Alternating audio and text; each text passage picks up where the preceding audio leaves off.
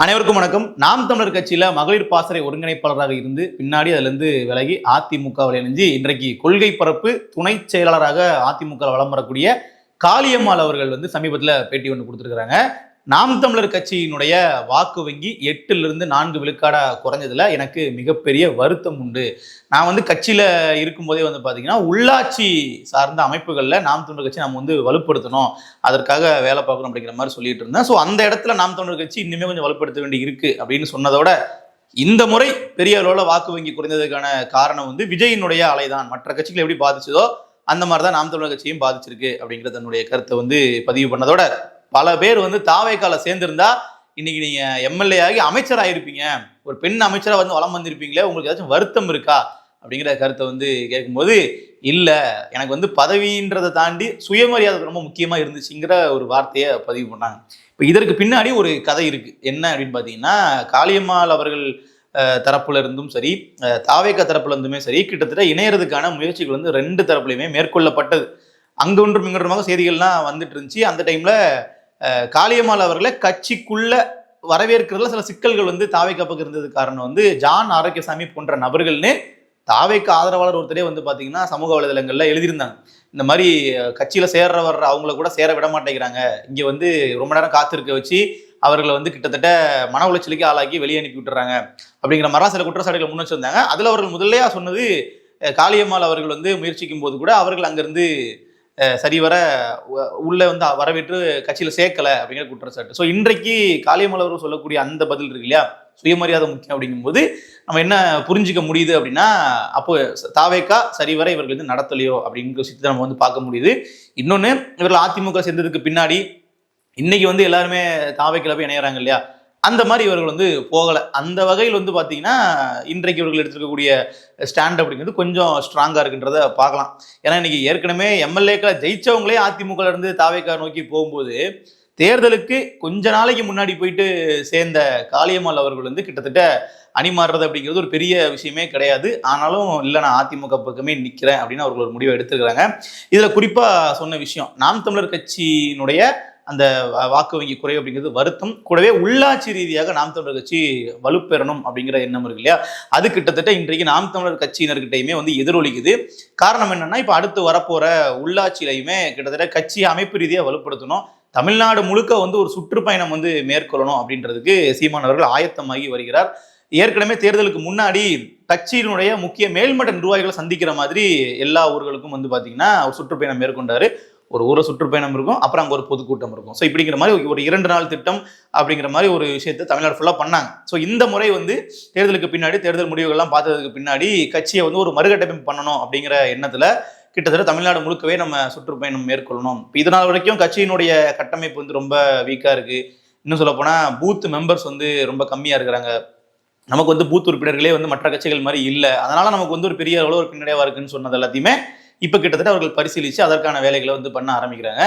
அந்த உள்ளாட்சிக்கு முன்னாடியே வரக்கூடிய தேர்தல் தான் இடைத்தேர்தல்கள். எத்தனை தொகுதி தேர்தல்கள் நம்மளால இது வரைக்கும் கணிக்க முடியாது. இப்போ வரைக்கும் 7 தொகுதி காலியாக இருக்குது. நாளைக்கு 10 தொகுதிக்கு மேலே கூட காலி ஆகலாம், எவ்வளோ வேணாலும் காலி ஆகலாம். ஏன்னா அந்த அளவிற்கு தாவேக்காவிற்கு எவ்வளோ சீட்டுகள் தேவைப்படுதோ அந்த அளவிற்கு தொகுதிகளை காலியாக்கணுங்கிற நோக்கத்தில் அவர்கள் செயல்பட்டு வர்றாங்க. கிட்டத்தட்ட பார்க்கும்போது இப்போ வரைக்கும் 7 தொகுதி காலியாக இருக்குது. இந்த 7ல் நாம் தமிழர் கட்சியினுடைய தலைமை ஒருங்கிணைப்பாளர் இருக்கக்கூடிய சீமான் அவர்கள் நேரடியாக போட்டியிடுறதுக்கு வாய்ப்புள்ள தொகுதியாக அம்பாசமுத்திரத்தை இப்போ வரைக்கும் அவர்கள் பார்த்து வச்சிருக்காங்க. இன்னும் அஃபீஷியலாக அவர்கள் அனௌன்ஸ் பண்ணல. கிட்டத்தட்ட அந்த தரப்புல இருந்து பேசும்போது எல்லாருமே சொல்றதுங்கிறது அம்பாசமுத்திரத்தில் நிற்கிறதுக்கான வாய்ப்புகள் இருக்கு அப்படிங்கிறத. வாய்ப்புகள்லாம் இல்லை, கிட்டத்தட்ட நிற்கிறது உறுதி. அதை அவர்கள் இன்னும் அறிவிக்கல, அவ்வளோதான். ஸோ இப்போ அம்பாசமுத்திரத்தில் சீமான் அவர்கள் போட்டியிடுறது அப்படிங்கிறது ஒரு முக்கியமான செய்தி. அதுக்கப்புறமா இத்தனை நாளாக பேசிட்டு இருந்தது பொது வேட்பாளரா திமுக ஆதரவோட நிற்பாரா அப்படிங்கிற விஷயம்லாம், அதற்கெல்லாம் கட்சியினுடைய முக்கிய நிர்வாகிகளே பார்த்தீங்கன்னா அதெல்லாம் பொய்ன்றதை மறுத்துட்டாங்க. கூடவே சீமான் அவர்கள் பொது வேட்பாளராக போட்டியிட போறாரு அப்படின்னு செய்தி வெளியிட்ட சில வார இதழ்களுமே கூட இல்ல அவர் திமுக எதிர்ப்புல உறுதியா இருக்கிறார் அப்படிங்கிறதுனால திமுக கூட சேர்ந்து அவர் போட்டியிட முடியாது அப்படிங்கிறதையும் சொல்லிட்டாங்க. இந்த செய்தியை வெளியிட்ட ஊடகங்களே இப்போ மாற்றி பேச ஆரம்பிச்சிட்டாங்க. ஸோ அது பொது வேட்பாளர் இல்லை அப்படிங்கிறது முற்றிலும் உறுதி. இப்போ இந்த இடத்துல சீமானவர்களினுடைய திட்டம் என்ன அப்படிங்கிறது இருக்கு. அம்பாசமுத்திரத்தில் நேரடியாக களமிறங்கிறது கூடவே மற்ற தொகுதிகளிலுமே நாம் தமிழர் கட்சி வேட்பாளர் போடுவாங்க, எல்லா தொகுதிகளிலுமே வந்து வேலை பார்ப்பாங்க. ஆனா இந்த முறை அம்பாசமுத்திரத்துல தான் முழு ஃபோக்கஸ் பண்ணி வேலை பார்க்கலான்னு இருக்காங்க. மற்ற தொகுதிகளை வந்து நம்ம கண்டெஸ்ட் பண்ணுவோம், இந்த தொகுதிகளில் தான் நாம் வந்து பார்த்தீங்கன்னா டஃப் கொடுக்குற அளவுக்கு நம்ம வந்து ஒர்க் பண்ணணும் அப்படிங்கிறத முடிவு எடுத்துருக்காங்க. இது நாம் தமிழர் கட்சி குறித்து இதற்கு முன்னாடியே வந்து பார்த்தீங்கன்னா பலரும் சொன்ன விஷயம் தான். 234 தொகுதியிலையும் போட்டிடுறோம், ஆனால் அந்த அளவிற்கு வந்து எல்லா தொகுதிகளிலையும் வேலை பார்க்கறதுக்கு நம்மகிட்ட சோர்ஸ் இருக்காது. அதனால ஒரு குறிப்பிட்ட சில 10 தொகுதிகளை ஃபோக்கஸ் பண்ணி நல்லா வேலை பார்க்கலாம், மற்ற தொகுதிகளில் வேட்பாளர்கள் போடலாம் அப்படிங்கிற கருத்தையும் பலரும் சொன்னது உண்டு.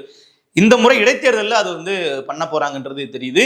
ஒரு 10 தொகுதிக்கு மேலே இடைத்தேர்தல் வச்சுப்போமே, அப்போ வந்து சீமான் எல்லா இடத்துக்கும் பிரச்சாரத்துக்கு போயிட்டு எல்லா இடங்கள்லையுமே வந்து பல மணி நேரங்கள் பேசிட்டே இருந்தாங்கன்னா அந்த பிரச்சாரத்தினுடைய தாக்கம் வந்து பரவலா இருக்குமே தவிர ஒரு குறிப்பிட்ட தொகுதியில ஃபோக்கஸ்டா அவங்களால வேலை பார்க்க முடியாது. இன்னும் சொல்லப்போனால் நடந்து முடிந்த சட்டமன்ற தேர்தலிலேயே காரைக்குடி தொகுதியில் சீமான் அவர்கள் போட்டியிடும் போது அந்த தொகுதிக்குன்னு சொல்லி ஒதுக்கி வேலை பார்த்தது அப்படிங்கிறது ஒரு சில நாட்கள் தான். அதிகபட்சம் வந்து பார்த்தீங்கன்னா ஒரு 7 நாட்கள் வந்து சீமான் நேரடியாக வந்து அங்கே வந்து களப்பணி பண்ணியிருப்பாரா இருக்கும். மற்றபடி கடைசி 2-3 நாட்கள் தான் தீவிரம் பறந்துச்சு தவிர ரொம்ப நாளா வந்து அங்கேயே முகாமிட்டு வேலை பார்க்கல. ஏன்னா அவருக்கு எக்கச்சக்கமான தொகுதிகளை கவர் பண்ண வேண்டி இருந்துச்சு. இந்த முறை அப்படி வேண்டாம், அம்பாசமுத்திரம் தொகுதி எடுத்துக்கிட்டோம் அப்படின்னா அதுல மட்டும் நாம வந்து முழு மூச்சா இறங்கி வேலை பார்க்கலாம் அப்படிங்கிறது அவரோட திட்டமா இருக்கு. அதற்கான வேலைகளை இப்பவே வந்து சொல்லப்போனா ஆரம்பிச்சிட்டாங்கன்றதா சொல்லலாம். அடுத்ததா வந்து ஏற்கனவே அம்பாசமுத்திரம் தொகுதியில வந்து போட்டியிட்ட நத்தம் சிவசங்கரன் அவர்கள்கிட்ட தான் ஒரு பேட்டி எடுக்க இருக்கும். ஸோ அதுல அவர்கள்ட்ட பல கேள்வி கேட்கலாம். இந்த தொகுதி வந்து எப்படி களம் எப்படி சீமான் அவர்களுக்கு எந்த அளவுக்கு சாத்தியமா இருக்கும், சாதகமா இருக்கும் அப்படிங்கிறத நம்ம கேட்கலாம். அதை தாண்டி நாம் தமிழர் கட்சியினோட திட்டமே இந்த முறை வந்து பாத்தீங்கன்னா நம்ம இழந்த வாக்கையும் தாண்டி அதிகப்படியான வாக்குகளை வந்து பெறணும் அப்படிங்கிறது. ஸோ நாம் தமிழர் கட்சிக்கு சீமான் அவர்கள் தான் ஸ்டார் வேட்பாளர். ஸோ அவர் நிற்கும் போது தான் அந்த ஒரு வாக்கு வங்கியை நம்ம அதிகரித்து காட்ட முடியும். இல்லைன்னா ஒரு 10ஓடு 11 இடைத்தேர்தல் எடுத்துக்கிட்டாலே ஆளும் கட்சி தான் பெரிய லீடிங்ல இருப்பாங்க, எதிர்கட்சிங்கிறது ஒரு சில தொகுதிகளில் டஃப் கொடுக்கலாம். ஸோ ஒரு இருமுனை போட்டியாக தான் பெரும்பாலும் அந்த இடைத்தேர்தல் வந்து இருக்கும். அந்த மாதிரி இருந்துடக்கூடாது. அப்போ கிட்டத்தட்ட நமக்கான இடம் செக்யூர்டா இருக்காது. அப்படிங்கிறதுனால இந்த முறை வந்து சீமான் அவர்கள் நேரடியாக களமிறங்க வேண்டிய இடத்துக்கு தள்ளப்பட்டிருக்காரு. இது ஒரு விஷப்பரிச்சை மாதிரி தான். ஏன்னா கட்சியினுடைய தலைவரை நிப்பாட்டணும் அப்படிங்கிறது தொண்டர்களுடைய ஆசையா இருக்கும். அது திமுகலையும் அப்படிதான் இருக்கு. ஸ்டாலின் அவர்களை திருச்சி கிழக்கில் நிற்க வைங்கன்னு சொல்லி அவர்கள் பேசிட்டு இருப்பாங்க. ஆனால் திருச்சி கிழக்கில் நின்று குளத்தூர் முடிவு மறுபடியும் திருச்சி கிழக்கில் மக்கள் கொடுத்துட்டாங்க அப்படின்னா அது இன்னும் ஒரு பெரிய பின்னடைவாயிரும். ஏற்கனவே அவரோட தேர்தல் தோல்விக்கு பின்னாடி ஸ்டாலின் அவரோட உடல் மொழியா இருக்கட்டும், அவர் பேசக்கூடிய விதமாக இருக்கட்டும், எல்லாமே வந்து மாறி இருக்கு. எல்லா கட்சிக்குமே அப்படிதான். இந்த தேர்தல் முடிவுக்கு அப்புறமா எல்லாருமே வந்து பார்த்தீங்கன்னா ஒரு செல்ஃப் ரியலைசேஷனுக்கு உட்பட்டிருக்காங்க. நம்ம என்ன நடக்குது நம்ம சுற்றி அப்படிங்கிற மாதிரி ஒரு புரிதலுக்கு வந்து வந்திருக்காங்கன்னே சொல்லலாம்.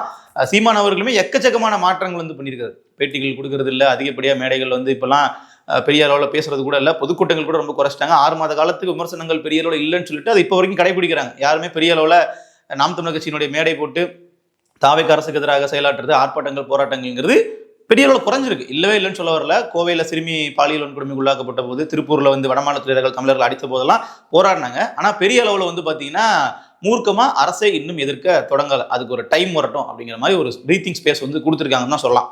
அப்போ இந்த இடத்துல தேர்தல் வரும்போது கண்டிப்பாக தீவிரமான பிரச்சாரம் பண்ணி தான் ஆகணும். அதில் இந்த ஒரு தொகுதியை நல்லா ஃபோக்கஸ் பண்ணி வேலை பார்க்கலாம். கிட்டத்தட்ட இவர்கள் வந்து எதிர்கட்சி அளவுக்கு டஃப் கொடுத்து வந்துட்டாங்கனாலே அது நாம் தமிழர் கட்சியினுடைய முக்கியத்துவத்தை, அந்த தேவையை, அந்த ஒரு இருப்பை வந்து உறுதி செய்யும்னு நம்ம வந்து சொல்ல முடியும். ஏன்னா இப்போ 4லேருந்து ஒரு 8க்கு மேலே கிட்டத்தட்ட ஒரு 10 கிட்ட வந்து பார்த்தீங்கன்னா அவர்கள் 10க்கு சொல்லப்போனால் மேலேயே வரணும். அந்த 10% மேலெலாம் நாம் தமிழர் கட்சி இரட்டை இலக்கத்தில் இந்த இடைத்தேர்தலில் வந்து வாக்கு வங்கியை பெற்றுட்டாங்க அப்படின்னா இதுவரைக்கும் அந்த பொது தேர்தலில் வாங்கிய அந்த வாக்கு வங்கியினுடைய குறைவு, அந்த தாக்கத்தை கூட அவர்கள் தாண்டி வந்துடலாம். இப்போ எப்படி வந்து தேர்தல் முடிவுக்கு பின்னாடி எந்த ஒரு பிரச்சனைக்குமே சீமான் அவர்கள் போக வேண்டாம், நீங்கள் சீமான் அவர்கள் பேசக்கூடாது, இன்னைக்கு கூட வந்து பார்த்தீங்கன்னா தென்பெண்ணை ஆற்றில் நச்சு கலந்த தண்ணீர் வந்து வருது, ரசாயனங்கள் கலந்த தண்ணி வருது, அதனால நுரையா வருது கிணற்றுலான்னு செய்தியெல்லாம் வருது. அதெல்லாம் பார்க்கும்போது எல்லாருமே கமெண்ட் செக்ஷனில் போயிட்டு இதெல்லாம் பார்த்தா எனக்கு சீமான் சொன்னதான் ஞாபகம் வருது, சீமான் அவர்கள் தண்ணீருக்கு மாநாடு போடும்போது சிரிச்சாங்க, இன்னைக்கு பாருங்க எவ்வளோ கஷ்டப்படுறாங்க மக்கள்ன்ற மாதிரிலாம் கருத்துக்களை பதிவு பண்ணுறாங்க. அடிப்படையில் வந்து பார்த்தீங்கன்னா இந்த மாதிரிலாம் வந்து பிரச்சனைகளுக்கு சீமான் அவர்கள் நீ போகாதீங்க, நீங்கள் பேசியும் ஒன்றும் ஆக போகிறது இல்லை, நீங்கள் போயிட்டு எதுக்காக மக்களுக்காக குரல் கொடுக்குறீங்கன்ற அளவுக்கு பேச ஆரம்பிச்சிட்டாங்க நாம் தமிழர் கட்சி தொண்டர்களே. அப்போ வந்து என்ன ஆகுதுன்னா இந்த தேர்தல் முடிவு அப்படிங்கிறது அதற்கு ஒரு பெரிய திருப்பு முனையாக அமைஞ்சிருக்கு. அப்போ அடுத்து இந்த இடைத்தேர்தல் அப்படிங்கும்போது இந்த முடிவுகள் எந்த அளவுக்கு வந்து அந்த பொது தேர்தலை விட ஒரு மாற்றத்தை ஏற்படுத்துது, வாக்கு வங்கி வந்து அதிகமாகுது அப்படின்னா அடுத்து ஒரு புத்துணர்ச்சியாக வேலை பார்க்கறதுக்கு அவர்களுக்கு ஒரு ஊக்குவிப்பாக இருக்கும். அப்படி இல்லைன்னாலும் கொஞ்ச நாள் கழிச்சு ஆட்டோமேட்டிக்காக வேலை பார்ப்பாங்க, 6 மாதம் கழிச்சு கேள்விகள் கேட்பாங்க. நாம் தமிழர் கட்சி மறுபடியும் வந்து அவர்கள் அந்த போராட்ட களத்தில் வந்து இறங்குவாங்க, அதெல்லாம் தனி. ஆனால் இடைத்தேர்தலில் வந்து வாக்கு வங்கி அதிகரிச்சிச்சு அப்படின்னா அவர் அடுத்து வரப்போகிற நாடாளுமன்ற தேர்தலாக இருக்கட்டும், அடுத்து வரப்போகிற பொது தேர்தலாக இருக்கட்டும், அதெல்லாம் ரொம்ப உத்வேகமாக வந்து வேலை செய்வாங்க அப்படிங்கிறதுல மாற்றுக்கிறது இல்லை. சீமான் அவர்கள் காரைக்குடியில் வந்து போட்டியிடும் போது பார்த்தீங்கன்னா 13.4 விழுக்காடு வாக்குகள் கிட்டத்தட்ட ஒரு 14 விழுக்காடு வாக்குகள் வச்சுக்கலாமே. ஏற்கனவே வந்து 14 விழுக்காடு வாக்குகள் வந்து நாம் தமிழர் கட்சி காரைக்குடியிலே வாங்கியிருக்கிறாங்க. அப்போ இந்த முறை வந்து மறுபடியும் அம்பாசமுத்திரத்தில் போட்டிடுறாங்க அப்படின்னா அது கிட்டத்தட்ட ஒரு 13ல ஒரு 15 விழுக்காடு வாக்குகள் இல்லை ஒரு டெபாசிட் வாங்குற அளவுக்கான வாக்குகள் அதிகப்படியாக வாங்கிட்டாங்கனாலே அதுவே வந்து ஒரு பெரிய கிட்டத்தட்ட அது ஒரு முன்னேற்றமாக தான் வந்து பார்க்கப்படும். இன்னொன்று, இந்த தேர்தல் முடிவு வந்ததுக்கு பின்னாடி எதிர்க்கட்சி தலைவர்கள் மீது மக்கள்கிட்டே வந்து பார்த்தீங்கன்னா ஒரு சிம்பத்தி ஒன்று கிரியேட் ஆயிருக்கு. ஸ்டாலின் அவர்களுக்கு ரொம்ப அதிகமாகவே இருக்குன்னே சொல்லலாம். குளத்தூர்ல வந்து தோத்ததுக்கு அப்புறம் அதை கேலி பண்ணி சிரிக்கிறதுலாம் தாவே கவனராக மட்டும்தான் வந்து இருப்பாங்க. ஆனால் பொதுமக்கள்கிட்ட வந்து என்ன ஒரு பார்வை இருக்கு அப்படின்னா, அவரை ஜெயிக்க வச்சிருக்கலாம், திமுகவை தோக்கடிச்சாலும் பரவாயில்லங்கிற ஒரு பார்வை இருக்கு. அதுக்கு பின்னாடி என்ன லாஜிக் இருக்குன்றது நமக்கு புரியல. ஆனாலும் வந்து பார்த்தீங்கன்னா சட்டமன்றத்தில் விஜய் அவர்கள் வந்து இந்த மாதிரி இப்படி சைகை காட்டினதெல்லாம் வந்து பெரிய அளவில் பொதுமக்கள் தரப்புல கொஞ்சம் ஓவராக தான் போறாங்களோங்கிற ஒரு பார்வை தான் இருக்கு. ஏன்னா தேர்தல் தோல்வியை வச்சு ஒருத்தங்களை டீஸ் பண்றது, அதை வச்சு வந்து ஒருத்தங்களை அட்ராக்ட் பண்றது அப்படிங்கிறத பொதுமக்கள் பெரிய அளவு விரும்ப மாட்டாங்க. ஏன்னா இது வந்து தாவேக்கான்ற கட்சி வந்து அவர்களை வீழ்த்தலை, இதை வீழ்த்தினது பொதுமக்களுடைய வாக்குகள் தான் வீழ்த்தியிருக்கு. அப்படிங்கும்போது மக்களுடைய பார்வைன்றது அப்படிதான் இருக்கும். அப்போ அதே தான் இந்த முறை சீமான் அவர்களுக்குமே வந்து பலரும் சொல்லக்கூடிய விஷயமா இருந்து சமூக வலைதளங்கள்லேயே இவரை மட்டும் ஜெயிக்க வச்சிருக்கலாம். கட்சி வந்து தோத்தாலும் யாருக்குமே பெரிய அளவில் வருத்தம்லாம் இல்லை. இவரை வந்து சட்டமன்றத்துக்கு அனுப்பியிருக்கலாம், இவருக்கு கொஞ்சம் பெரிய அளவு வாக்குகள் கொடுத்துருக்கலாம். இன்னொன்று, டெபாசிட் வந்து இழந்துட்டாரு சீமான்ங்கிறது ஒரு மிகப்பெரிய ஒரு நாம் தமிழர் கட்சிக்கு ஒரு பின்னடைவான செய்தி. ஏன்னா காரைக்குடியில் கிட்டத்தட்ட 4 பேர் வந்து பெரிய அணியாக போட்டிடுறாங்க, முக்கியமான வேட்பாளராக போட்டிடுறாங்க. அதில் சீமான் அவர்கள் 4வது இடத்துக்கு தள்ளப்படுறாரு, தேர்போகி பாண்டியை விட அதுக்கு அடுத்தும் தள்ளப்படுறாரு அப்படிங்கிறது நாம் தமிழர் கட்சியினருக்கு வருத்தமான ஒரு செய்தி தான். இதில் வந்து டி.கே. பிரபு அவர்கள் வந்து வெற்றி பெறாரு.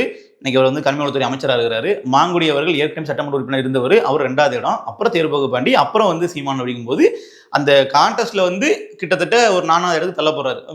வேற தொகுதியிலோட நின்றுக்கலாமோ அப்படிங்கிற பார்வையெல்லாம் பின்னாடி பலரும் வச்சாங்க. முதல்ல வந்து காரைக்குடி தான் சரியான தேர்வாக இருக்கும், சீமான் சொந்த தொகுதி அப்படிங்கலாம் சொன்ன கிட்டத்தட்ட பல அரசியல் விமர்சகர்களை கூட வந்து பார்த்தீங்கன்னா காரைக்குடியில் இந்த மாதிரி ஒரு வலுவான போட்டி அமையும் அப்படிங்கிறத யாருமே முன்னாடி எதிர்பார்க்கல, முன்னாடி கணிக்கல. ஸோ இந்த மாதிரி ஒரு விஷயமா வந்து மாறிடுச்சு. இப்போ அம்பாசமுத்திரம் அப்படிங்கும்போது அந்த தொகுதியிலேருந்து எடுத்துக்கிட்டிங்கன்னா ஏற்கனவே அவங்க வெற்றி பெற்ற இசைக்கு சுப்பையா அவர்கள் வந்து அங்கே பதவியை வந்து ராஜினாமா பண்ணிட்டார், டிவிக்கே வந்து போயிட்டார். திருப்பி அவருக்கு தான் கிட்டத்தட்ட கொடுப்பாங்க, தாவேக்கள் வந்து வேற கொடுக்க முடியாது. அப்போ அந்த பக்கத்துல காங்கிரஸ் வேட்பாளரும் வந்து பாத்தீங்கன்னா இப்போ அந்த பக்கமே தான் போயிட்டாரு. இப்போ தாவேக கூட கூட்டணியில் இருக்கிறாங்க. அப்போ திமுக சார்பாக கண்டிப்பா ஒரு வேட்பாளர் இறக்கிறதுக்கான வேலைகள் வந்து பார்ப்பாங்க. பொது வேட்பாளராக சீமானை நிப்பாட்டுறதுக்கு திமுக தரப்புல இருந்து முயற்சி பண்ணாங்க.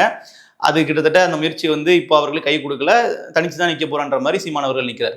அதிமுக தரப்புல இருந்து என்னன்னா, இசை சுப்பையாவுக்கு விழுந்த ஓட்டு ரெட்டை இலைக்கு விழுந்த ஓட்டு, அப்ப நமக்கு தான் அங்க அம்பாசமுத்திரத்துல இருந்து வாய்ப்பு அதிகம்ன்ற மாதிரி அவர்கள் இன்னொரு ஸ்ட்ராங்கான கேண்டிடேட் தான் வந்து போடுவாங்க. அப்ப எப்படி பார்த்தாலும் இந்த முறையும் வந்து பாத்தீங்கன்னா ஒரு டஃப்பான ஃபைட்டு தான் அம்பாசமுத்திரத்தில் இருக்கும். ஸோ இதெல்லாம் தாண்டி சீமான் அவர்களுக்கு இருக்கக்கூடிய அந்த ஒரு பொதுவான பார்வை, ஒரு கட்சியினுடைய மாநில தலைவர் அப்படிங்கிற ஒரு அந்தஸ்து, இதெல்லாம் வச்சு ஒரு அடுத்த கட்டமாக ஒரு வாக்குகளை வந்து முன்னெடுத்து கொண்டு போக முடியும். இரட்டை இலக்கத்தில் வாக்குகளை வாங்கி கட்சியினுடைய அந்த ஒரு தாக்கத்தை வந்து நிலைநாட்ட முடியுன்ற முடிவில் தான் சீமான் அவர்கள் போட்டிடுறாரு. நிச்சயமா இரட்டை இலக்கத்துல இல்ல காரைக்குடியில வாங்கினதை விட, காரைக்குடியில வந்து 13.4 விழுக்காடு வாக்குகள்னா அதை விட வந்து எவ்வளோக்கோ அதிகமாக வாங்குறாங்களோ அது எல்லாமே வந்து வெற்றியினுடைய ஒரு படிக்கட்டுகள் தான். நிச்சயமா இதுல வந்து அதிகப்படியான வாக்குகள் வாங்கணும்னா அடுத்து வரப்போற பொது தேர்தல்களையுமே நாம் தமிழர் ஒரு பெரிய ஸ்கோப் இருக்கும் அப்படிங்கிறத தான் மக்களால் எதிர்பார்க்கப்படும். பொறுத்திருந்து பார்ப்போம் அம்பாசமுத்திரம் தேர்தல் களம் வந்து எப்படி அமையுது, சீமான் அவர்கள் எந்த அளவிற்கு வந்து போட்டியிட்டு வாக்குகளை பெறார் அப்படிங்கிறது. நன்றி.